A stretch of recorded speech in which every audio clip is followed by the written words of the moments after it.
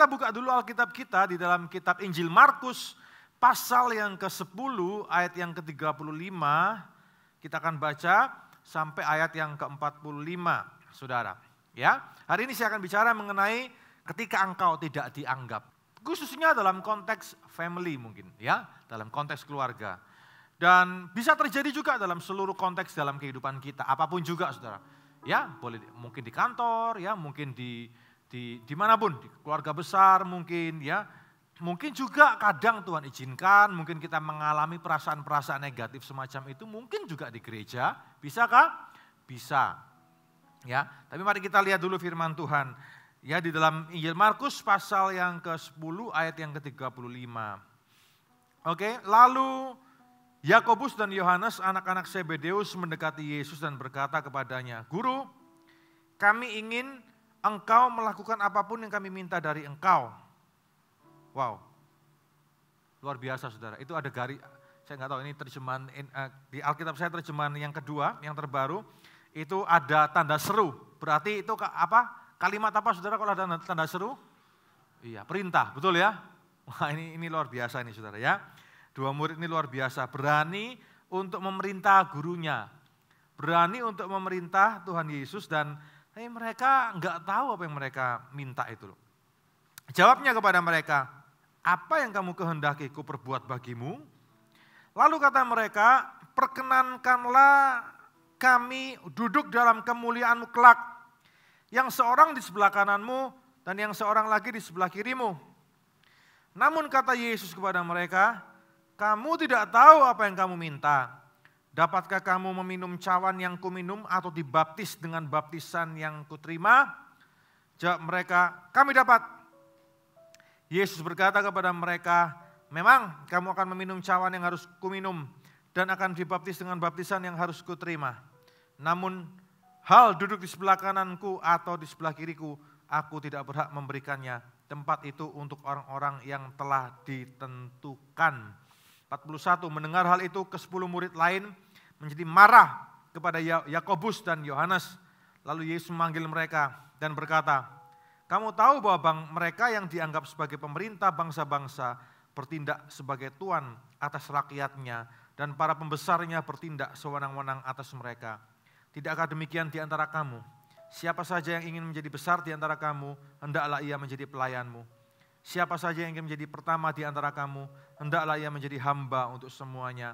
Karena anak manusia juga datang bukan untuk dilayani, melainkan untuk melayani dan untuk memberikan nyawanya menjadi tebusan bagi banyak orang." Saudara, apa yang kita baca mungkin Bapak Ibu sudah sering baca ayat ini ya, tapi ada sesuatu yang sangat luar biasa kalau kita belajar untuk coba memperhatikan detail-detailnya saudara. Yang pertama tadi lihat, itu kalimat seru, kalimat perintah, paksaan, luar biasa ini. Ya, dua anak ini luar biasa. Yohanes dan Yakobus anak Zebedeus, berarti papanya namanya Zebedeus saudara, adalah dua anak yang disebut sebagai anak-anak halilintar, anak-anak guru. Ya, kenapa? Ya itu saudara, ya kan? Kalau guru itu menggelegar ke sana kemari, ya kan? Ya ini biang kerok lah, kira-kira begitu ya.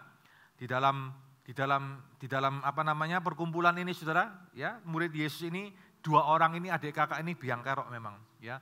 Enggak ada angin, enggak ada hujan mungkin saudara, atau mungkin sudah ada angin, sudah ada hujan.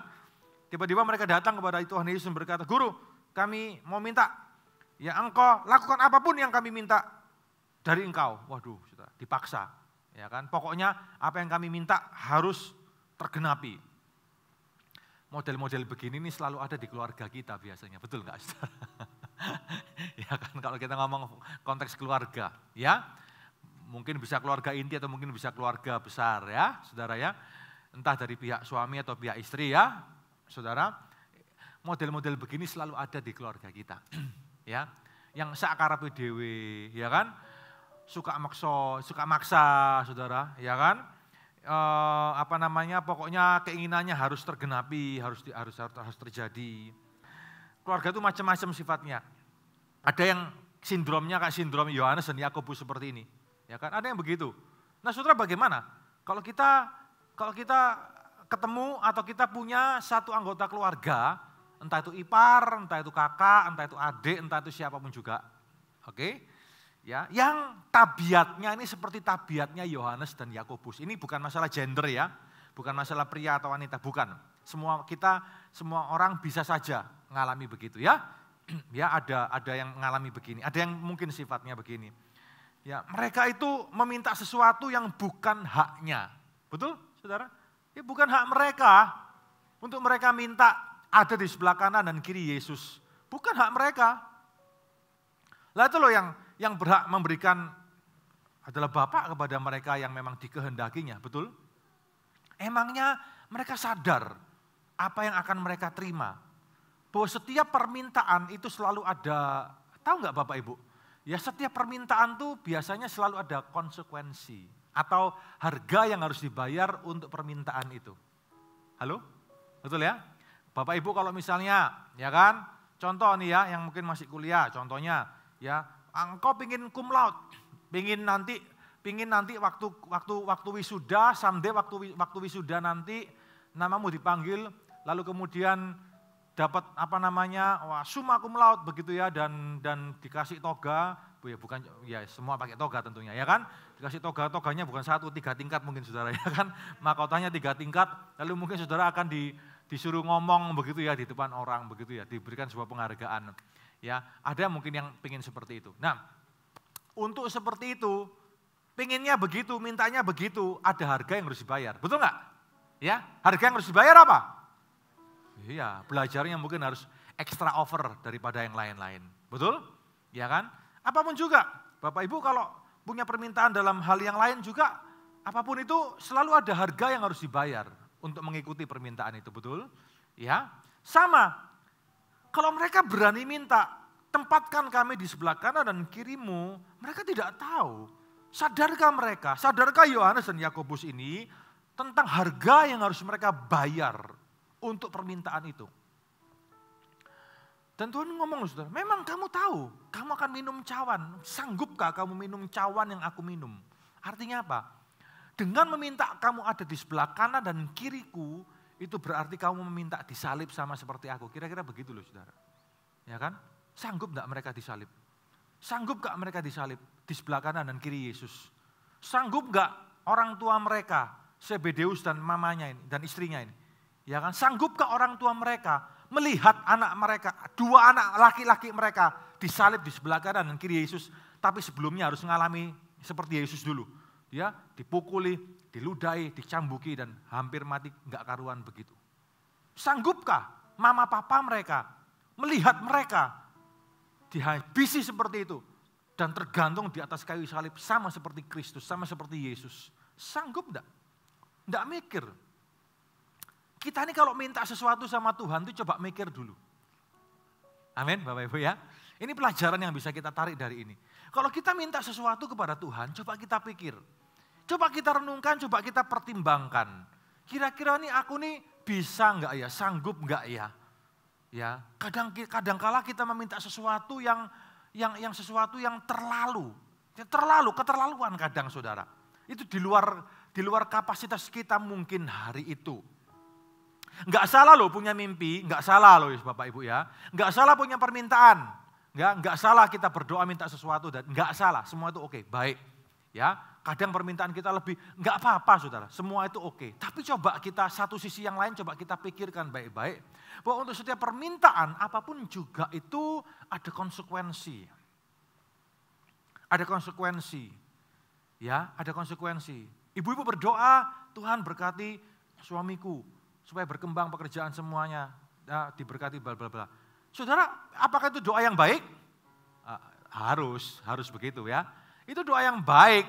Ya kan, seorang istri mendoakan suaminya supaya sukses, supaya lebih berkembang lagi. Tapi tahukah Saudara, untuk sukses dan lebih berkembang lagi, ada harga yang harus dibayar loh.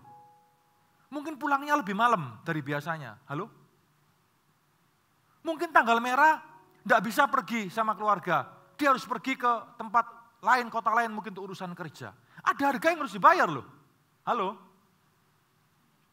Kita seringkali pengen enaknya tok. Betul nggak Bapak Ibu? Kita pengen enaknya tok. Kita nggak tahu konsekuensinya. Kalau ibu-ibu berdoa minta suamiku lebih diberkati, maka jam terbangnya di luar agak lebih tinggi. Halo, bisa-bisa mungkin jam di rumah berkurang, saudara. Bukan untuk aneh-aneh loh ya, saya bilang ya. Ini murni untuk kerja dan semuanya. Tahukah saudara, itu yang harus saudara pikirkan loh. Halo, ya. Karena apa? Karena setiap permintaan itu selalu ada konsekuensi, selalu ada harga yang harus dibayar. Sama, Tuhan pakai aku lebih lagi. Untuk dipakai Tuhan lebih lagi, harus ada konsekuensi. Harga yang harus kita bayar. Betul enggak saudara? Ya kan? Yang lain pesta makan-makan, saudara puasa. Nah, kira-kira begitu.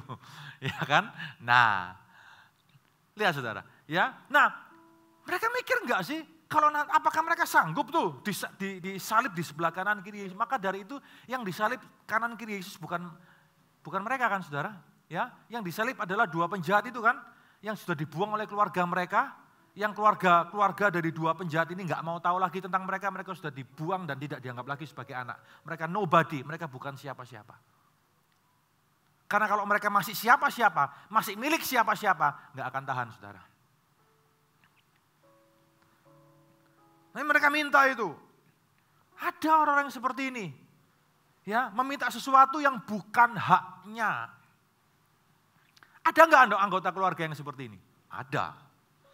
Ada saudara, cerita anak bungsu itu, anak sulung anak bungsu, meminta sesuatu yang belum waktunya. Itu haknya mungkin, tapi belum waktunya. Ayo coba ada anak datang sama bapak ibu, ya Pak, Ma, minta warisan. Apa? Saudara pasti akan ngomong apa? Ya, apa saudara mau ngomong henhau atau puhau? Saudara yang mana itu? Ya, masa anak gitu tambah di henhau gitu ya? Mau masa anak baik itu kan enggak saudara. Ya, puhau toh. Kamu nih nganggep papa mama mati ya? Orang masih hidup sudah minta warisan, akan begitu saudara ya. Jangan ngomong seperti itu ya sama papa mamanya ya saudara ya. Itu haram, itu haram hukumnya saudara ya. Jangan ngomong seperti itu sama mama papanya. Ya, selama papa mama saudara masih hidup. Tapi sebaliknya juga, ini saya mau kasih masukan Bapak Ibu, supaya nanti ya anak-anak Anda enggak tempur, sudah banyak kejadian kan? Ya, enggak tempur karena apa? Enggak jelas ini. Papa mama ini ngaturnya nggak jelas. Nah ini dia masukan juga buat Bapak Ibu. Ya, ayo selama Tuhan masih kasih waktu, masih kasih nafas hidup, harus clear.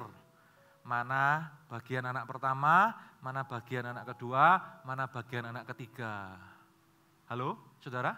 Ya, harus clear itu. Ya, supaya apa? Supaya nanti kalau sudah dipanggil, kalau ya nggak minta loh ya, semua orang kan punya waktunya masing-masing ya, saudara ya. Kalau misal Tuhan panggil, semua anak bisa hidup damai sejahtera, jelas clear. Gak perlu notaris. Resmikan di notaris. Nih bagian anak pertama ini, anak kedua ini, anak ketiga ini. Wes, papa mama ndak ada, jauh sampai tukaran. Karena akar segala kejahatan adalah bukan cintanya toh, ya duit itu saudara. Halo. Maaf saya harus ngomong belak-belakan begini karena di luar sana sudah banyak kasus ketika papa mama tidak ngatur dengan jelas mana hak anak pertama, mana hak anak kedua, mana hak anak ketiga. Wis dianggap nanti nanti atur sendiri. Enggak bisa atur sendiri, enggak bisa. Itu aturannya orang tua itu harus atur dulu. Harus clear dulu. Begitu enggak clear, waduh tempur saudara nanti. Ya, karena duit itu bisa membuat keluarga pecah, bisa membuat saudara hancur berantakan. Yang sebagai anak, hukumnya jangan pernah minta sebelum waktunya sama orang tua. Itu hukumnya haram. Oke? Satu sisi yang lain, Bapak Ibu, orang-orang tua, saya mau saran nih, atur mulai sekarang, tentukan mungkin, ya resmikan notaris kalau perlu saudara, clear. Ini bagian anak pertama, bagian anak kedua. Ojo cuma ngomong toh omongan bisa dibolak-balik. Halo? Paham ya Bapak Ibu ya? Bukan menggurui loh ya, tapi ini belajar dari pengalaman banyak yang kami pernah layani, kacau, tempur keluarga ini saudara ya. Melihat begitu tuh hati juga miris. Amin saudara. Ya, kecuali kalau saudara berkata, ya hartaku cuma Yesus yang paling berharga, ya sudah nggak usah ya kan. Kalau hanya Yesus yang paling berharga ya sudah saudara ya. Yesus milik semuanya. Amin, amin. Anda bisa mengerti, cukup praktis ya Bapak Ibu. Saya ngomong yang praktis-praktis saja saat ini. Ada selalu yang seperti itu, minta sesuatu yang bukan haknya. Ada yang. Kedua, ada loh saudara, mungkin anggota keluarga yang apa? Yang kayak Yohanes Yakobus begini, serakah dan ingin menang sendiri. Serakah ingin menang sendiri. Nah ini dia. Ya, kalau punya dulur yang seperti ini, ya waduh ini saudara, ya kan itu butuh iman lebih. Betul nggak saudara? Ya kan? Butuh iman lebih. Nah, kita belajar begini, ini juga jadi cerminan buat kita, ya, supaya kita juga jangan terjebak dengan sifat-sifat yang seperti ini. Amin, ya, Bapak Ibu. Jangan serakah dan jangan ingin menang sendiri. Kalau orang tua sudah tentukan ini bagian anak pertama, anak kedua, anak ketiga. Kalau misalnya Anda hari ini adalah anak ketiga, contohnya di sini adalah anak ketiga, enggak bisa, aku pengen ini, itu kok dapat ini, aku enggak bisa, loh, saudara. Sudahlah. Selama masih bisa dibicarakan, bicarakan. Tapi kalau memang orang tua sudah membagi seperti itu, terima. Saudara enggak terima terus mau apa? Halo? Apa membelani rame, keluarga rame hanya karena begitu saudara? Kalau rame, apa enggak sedih papa mama saudara? Apa enggak neraka sudah hadir di dunia ini kalau itu terjadi? Halo? Coba belajar ya untuk punya hati untuk percaya bahwa apa yang diberikan itu Tuhan itu selalu campur tangan. Kalau Tuhan tidak izinkan, tidak bisa. Halo? Kalau Tuhan tidak izinkan Anda memiliki sesuatu, saudara mau coba lakukan apapun juga, tidak akan dapat. Mau pakai cara apapun, cara paling licik sekalipun, tidak akan berhasil. Halo? Ya, masa mau tuntut hukum, jalur hukum? Itu bukan larangan sih, tapi ya masa mau begitu. Ya kan, saudara, harus rame. Nah, ada yang begitu, serakah ingin menang sendiri. Yohanes dan Yakobus, ini sindrom Yohanes dan Yakobus untuk kita waspadai. Yang ketiga, ada loh antar saudara yang tidak punya tepos liro. Apa tepos liro? Tidak punya pengertian. Saudaranya susah digencet, tambah digencet contohnya. Susah memang, saudara. Ya kan? Tapi kita tuh belum melatih ini di dalam kehidupan kita. Karena ini sangat dekat dengan, sangat lekat dengan hati kita. Dan Roh Kudus, Alkitab, firman Tuhan tuh bicara hal-hal yang sangat praktis semacam ini di dalam kehidupan kita sehari-hari. Amin. Nah saudara, di dalam kondisi-kondisi yang seperti ini, tidak mudah memang kalau kita punya saudara yang sifatnya seperti yang sindrom 3 tadi itu. Ya, enggak punya tepos liro, serakah, ingin menang sendiri, ya kemudian ya kurang ajar, maaf ya, minta sesuatu yang belum haknya atau bukan haknya. Waduh, kalau punya saudara begini nih, memang makan hati saudara, makan hati betul. Ya, tapi ingat, kita ini adalah anak-anak Tuhan, amin.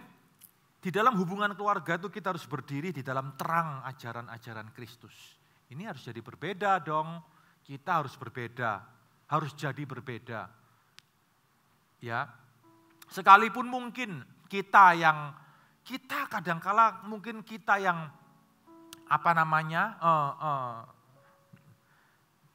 dalam tanda kutip jadi korban mungkin saudara, kita yang mungkin disakiti, kita yang mungkin dalam posisi yang tidak enak. Tapi kalau kita adalah anak Tuhan, kita tetap harus menjadi orang yang berbeda, pribadi yang berbeda, tetap menjadi garam dan terang dunia di dalam situasi-situasi yang sulit di dalam keluarga. Halo, amin saudara? Amin Bapak Ibu. Ya, nah supaya apa saudara? Supaya kita tuh bisa menengahi semua perbedaan yang ada. Kita dapat mengajarkan kebenaran ya di dalam situasi keluarga yang mungkin seperti itu. Tidak mudah tapi bisa. Ya, ini juga latihan buat setiap kita semua supaya kita tidak terjebak di dalam sindromnya Yohanes dan Yakobus ini. Saudara, Alkitab ngomong apa? Hari-hari terakhir adalah hari-hari yang sukar, kata firman Tuhan, betul? Manusia akan apa? Mencintai dirinya sendiri. Manusia akan mencintai uang dan mencintai dirinya sendiri, selfish, egois, selfish. Aku dan aku. Tidak mau tahu dengan yang lain, garang dan sebagainya. Itu akan selalu ada. orang-orang yang demikian. Tapi firman Tuhan datang kepada kita semuanya pada kesempatan pagi dan siang hari ini untuk menegaskan kepada saudara dan saya bahwa kita harus menjadi orang yang berbeda. Amin. Ya, kita harus menjadi orang yang berbeda. Lupa kalau dibodohi terus bagaimana? Enggak juga. Ya kan? Ya tentu tidak dibodohi terus saudara. Ya kan? Tentu ada hikmat untuk melakukannya. Tentu ada hikmat untuk berbicara. Tapi ketika Anda ada di dalam satu keluarga, situasi keluarga yang semacam itu, bukan lalu kemudian ya lalu kemudian merelakan diri untuk dibodohi terus. Enggak. Maksud saya adalah mari kita ketika kita berbicara, mari kita berbicara di dalam terang firman Tuhan. Amin. Terang ajaran Kristus. Kita berbicara sesuatu yang sifatnya prinsipil, sesuatu yang sifatnya terang firman Tuhan. Supaya yang lain belajar untuk mendengar. Supaya apa yang kita sampaikan itu betul-betul bisa menjadi pengaruh yang positif. Pengaruh yang baik di tengah mungkin hubungan keluarga atau ada anggota-anggota keluarga yang sifat atau tabiatnya demikian. Tuhan akan pakai kita untuk kita jadi terang di dalam situasi keluarga kita semacam itu. Amin saudara. Ya, jangan hanya berpikir kita di luar bisa jadi berkat di luar apa semua.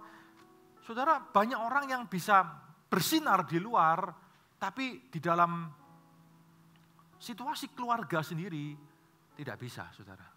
Dan memang itu lebih sulit, betul enggak? Ya kan, orang luar kan enggak kenal kita, betul ya, saudara ya. Kita bisa bersinar di luar, orang enggak kenal saudara, orang bisa kagum dan orang bisa, oh ya tepuk tangan apa semuanya, oke. Gampang sekali untuk cari kredit di luar, gampang sekali. Cari tepuk tangan di luar gampang sekali. Cari kemuliaan di luar gampang sekali. Tapi when it becomes in your family context dalam keluarga, di sanalah tantangan imannya lebih lagi saudara. Halo? Di sana tantangan iman kita sesungguhnya di sana. Bagaimana kita harus menghadapi ipar, ya kan? Situasi keluarga yang begini, ya kan? Dengan kakak kita, dengan mungkin adik kita. Bagaimana kalau yang sindrom sifatnya kayak Yohanes Yakobus ini adalah kakak kita. Bagaimana kalau yang sifatnya Yohanes Yakobus ini adalah mungkin adik kita. Bagaimana kalau yang sifatnya seperti ini itu ipar kita mungkin. Halo, ayo saudara. Ya kan, ini secarut marut semuanya ya kan. Ya kena sini, kena sana, wah sudah gak karuan semua. Saudara tetap dalam situasi apapun juga. Ya, kita tetap bisa berdiri teguh. Dan kita tetap bisa menyuarakan kebenaran di tengah-tengah situasi keluarga kita. Amin. Ya, menyuarakan kebenaran di tengah situasi-situasi yang ada. Kalau memang kita harus ngomong dengan kakak kita, kalau kakak kita contohnya adalah yang punya sindrom seperti ini, ngomong dengan hormat, dengan hikmat tentunya. Kalau itu adalah adik kita di bawah, ngomong dengan hikmat, dengan hormat. Atau mungkin itu ipar kita atau siapa. Atau Tuhan akan kasih kita hikmat untuk kita melakukannya, saudara. Ya, hikmat untuk melihat orang ini sifatnya begini, ya dia bisa masuk dengan cara yang seperti ini. Tuhan akan kasih kita hikmat kok. Asal kita terus berdiri teguh dan kita tidak ikut-ikutan jadi Yohanes dan Yakobus. Kalau kita sudah ikut-ikutan, ya kan malah terjebak ke dalam sindrom Yohanes dan Yakobus ini, kita yang serakah, kita yang ingin menang sendiri, kita yang tidak punya tepos liro, ya saudara, kita yang meminta sesuatu yang bukan haknya kita. Nah kalau kita sendiri terjebak dengan kondisi semacam ini, sindrom semacam ini, ya bagaimana? Nggak bisa. Ingat bahwa kita adalah anak Tuhan. Anak Tuhan harus berbeda dengan yang lainnya. Amin, Bapak Ibu. Ya, di sanalah kita belajar untuk menjadi terang dalam situasi-situasi yang sulit di dalam kehidupan keluarga, saudara. Ya, oleh karena itu pagi siang hari ini kebalikan dari sindrom ini, kebalikan dari sindrom Yohanes dan Yakobus ini, maka kita harus belajar. Kita harus belajar untuk apa? Jangan meminta sesuatu yang bukan hakmu dan belum waktumu. Kalau orang tua mungkin minta pertimbangan, kasih pertimbangan tapi yang netral. Jangan karena ada maksud agenda pribadi. Tiba-tiba orang tua saudara tanya kepada saudara, mungkin ini tanah ini harus gimana ya baginya ya sama kalian bertiga. Nah saudara, waduh ini kesempatan ini. Ya kan, wah ini kesempatan ini, tanya begini, jangan begitu dong. Ya, saudara harus tetap pegang firman Tuhan sungguh-sungguh. Kembalikan keputusannya kepada orang tua. Ya. Orang yang punya pertimbangan hikmat, orang yang punya hikmat firman Tuhan tidak akan mengambil sesuatu dengan serahkan untuk dirinya sendiri. Jangan ambil sesuatu yang bukan hak saudara. Karena kalau saudara ambil sesuatu yang bukan hak saudara, pasti cepat hilang. Garis bawahi kata-kata saya. Halo? Pasti cepat hilang. Wes toh, apapun itu, mau kecil mau besar. Ya, saudara, kita kasih contoh konyol ya, yang pernah saya alami saudara ya, dulu waktu masih di Jogja lama saudara, ya kan? Waktu itu sama istri saya pergi ke buah pasar lah kira-kira, salah satu pasar dekat Malioboro di Jogja sana saudara, ya kan? Tiba-tiba itu loh, saudara, ya kan? Tiba-tiba itu di satu stand itu, dulu masih zaman handphone flexi itu, tahu ya? Ingat ya, handphone flexi itu. Nggak tahu punya siapa saudara, ya? Punya orang mungkin ketinggalan, ya kan? Loh Bu ini punya siapa? Nggak tahu Pak, saya pikir punya bapak loh. Gimana nih? Ya sudah, ya gimana nggak tahu punya siapa, ya nggak tahu juga, wah, bingungan saudara. Ya sudah mau bagaimana? Ya kan saya taruh lagi, Bu ya ini ya saya taruh ya, ini nanti kalau mungkin orang punya orangnya ngambil, oke? Baru taruh di sana saudara, ya kita pergi terus kemudian balik lagi ke toko, hilang misalnya saudara. Ya diambil orang lain lagi. Itu contoh konyol mungkin, kecil. Tapi sesuatu yang bukan hak saudara, saudara mau ambil pasti cepat hilang. Hilang lagi, easy come will easy go. Jadi dari mengapa harus buang-buang energi, buang-buang waktu, bertengkar, sampai masuk ke pengadilan untuk sesuatu yang bukan hak saudara, dan ketika engkau menang contohnya, kemudian langsung hilang lagi. Jangan 1-2 minggu hilang. Wes diambil orang nggak tahu gimana caranya. Buat apa? Halo? Yes, itu prinsip. Kalau kita anak Tuhan ini kita hidup dalam prinsip-prinsip. Ada sebuah prinsip rohani yang mengikat kita. Dan Tuhan mau mengajarkan kita untuk kita selalu hidup dengan prinsip itu. Jangan serakah, jangan ambil sesuatu yang bukan hakmu, apapun itu. Amin. Ya, dan apalagi belum waktumu. Nah, tadi itu, ya, jangan sekali-sekali ambil sesuatu yang belum waktunya saudara, apapun itu. Ya, mau di kantor mungkin, ya, wah, ya kan, ini sudah waktu, wah. Aku pasti ini sedang dipersiapkan untuk aku jabatan ini sudah kelihatan tanda-tandanya semuanya, tapi saudara kemudian ngambil sesuatu yang belum waktunya, itu namanya kudeta, halo? Betul ya? Nah, belum waktunya jadi presiden sudah ngambil, itu namanya kudeta, saudara, betul nggak? Ya kan sama di kantor mungkin juga gitu, di perusahaan juga gitu, ya dimanapun juga gitu. Oke, belajar dari sindrom ini, maka kita harus lakukan kebalikan. Jangan minta sesuatu yang bukan hak kita dan belum waktu kita. Yang kedua, jangan serakah. Do not greedy. Jangan serakah. Jangan serakah, apapun, dalam hal apapun juga. Terutama hal materi, saudara. Oh, apakah berarti nggak boleh pingin lebih, Pak? Boleh. Bekerja lebih untuk dapat lebih? Boleh. Seharusnya bekerja lebih, ya berusaha lebih maksudnya, lebih keras lagi. Tapi dasarnya tidak boleh karena apa? Serakah. Orang yang serakah sedang mendorong dirinya sendiri masuk ke dalam berbagai macam pencobaan. Karena apa? Serakah. Ya, karena keserakahan ini loh. Serakah itu bisa macam-macam, saudara. Serakah dalam hal apapun juga, termasuk dalam hal rohani. Halo, tadi nih lihat ini, guru, apa yang kami minta harus kamu lakukan. Waduh, saudara, emangnya ya pangkatmu apa? Gitu kan, saudara, kalau Tuhan Yesus mau ngomong ya, pangkatmu apa? Minta di sebelah kanan dan kiri. Ada orang serakah pangkat, serakah jabatan, ada, saudara. Ya kan ada. Ya, ya kalau dulu rendah hati, awal-awal tuh sangat rendah hati sekali. Kalau baru merintis kan rendah hati, saudara. Ya kan? Ya memang, baru merintis kan mesti rendah hati, saudara. Ya kan? Kalau baru merintis sudah yo begitu kan, yo orang nggak suka. Baru merintis rendah hati, ya kan? Makanya tahu tempe penyet, oke, saudara, ya kan? Ya, makanya di warning depan mau, saudara, ya kan? Masih awal rendah hati. Ya, tapi kalau sudah jadi ketahuan, ya namanya karakter itu akan ketahuan dengan sendirinya. Oke? Kalau jadi ketua umum, apapun itu, saudara, ya kan? Wah, itu dia.